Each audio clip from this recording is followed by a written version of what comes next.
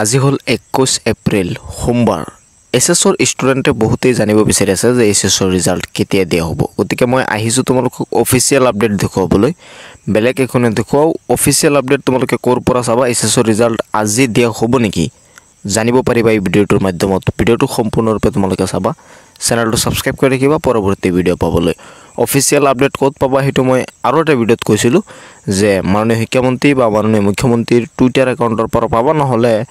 এজএসসিৰ official ওয়েবসাইটৰ পৰা পাবা সেইকাৰণে মই টুইটাৰ একাউণ্টটো ওপেন কৰি লৈছো আৰু ইয়াত সাৰ্চ কৰি দিম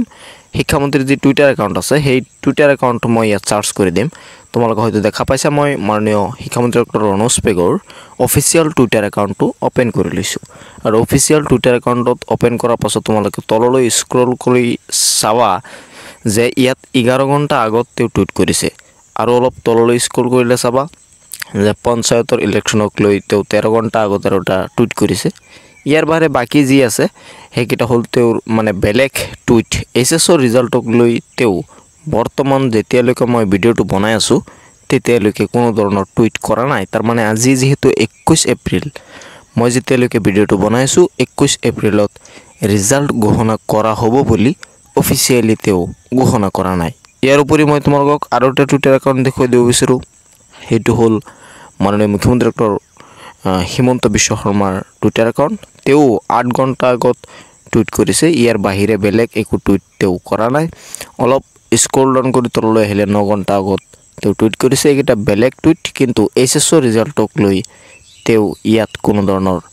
টুইট কৰা নাই তেওঁ টুইটাৰ একাউণ্টত কোনো ধৰণৰ মন্তব্য কৰা নাই বা এছএছৰ ৰিজাল্ট আজি ঘোষণা কৰা হ'ব বুলি মই যেতিয়ালৈকে ভিডিঅ'টো বনাই আছো তেতিয়ালৈকে কোনো ধৰণৰ অফিচিয়েলি তেওঁলোকে ডিক্লেয়াৰ কৰা নাই এতিয়া হয়তো বহুতে ক'ব যায় অফিচিয়েল ওয়েবসাইটটোত হয়তো এছএছৰ ৰিজাল্ট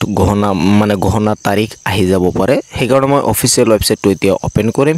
এছএছৰ যেটো অফিচিয়েল ওয়েবসাইট আছে সেই অফিচিয়েল ওয়েবসাইটটো মই এতিয়া ওপেন কৰি লৈছো তোমালোকৰ সন্মুখত তোমালোকে হয়তো দেখা পাইছা এটো হল এছএছসিৰ অফিচিয়েল ওয়েবসাইট আৰু ইয়াতে তোমালোকৰ অফিচিয়েল নোটিফিকেশন আহিব যদি এছএছৰ ৰিজাল্ট ঘোষণা কৰা হয় মই ইয়াত আহি মেনুত ক্লিক কৰিলো কৰাৰ পাছত অফিচিয়েল নোটিফিকেশনত ক্লিক কৰিলো অফিচিয়েল নোটিফিকেশনত ক্লিক কৰাৰ পাছত প্ৰথমটো যেটো নোটিফিকেশন আছে হেতু হল notification regarding marks entry portal for SS first year examination SS first ইয়াৰক লৈ তেওঁলোকে মানে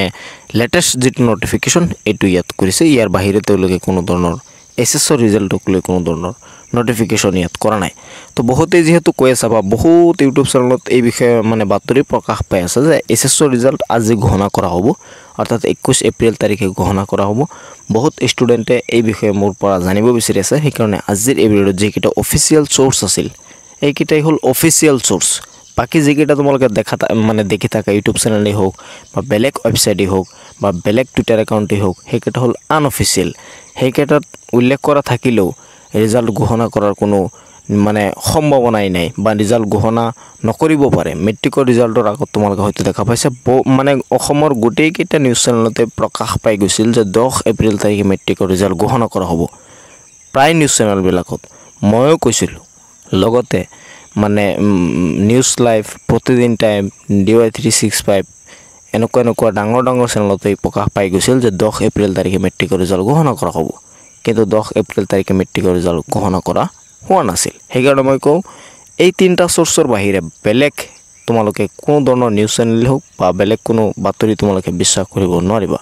কাৰণ মেট্ৰিকৰ ৰিজাল্টৰ দিনা তোমালোকে গমেই পাইছা সেইকাৰণে মই অফিচিয়েল যেটা সোৰ্স আছিল মই আজিৰ ভিডিঅ'ত তোমালোকক দেখুৱাই দিছো ভিডিঅ'টো শেয়াৰ কৰি দিবা যাতে সকলোৱে চাব পাৰে আৰু মই যেতিয়ালৈকে ভিডিঅ'টো ক্ৰিয়েট কৰি আছো তেতিয়ালৈকে কোনো ধৰণৰ অফিচিয়েল আপডেট এছএছৰ ৰিজাল্টক লৈ অহা নাই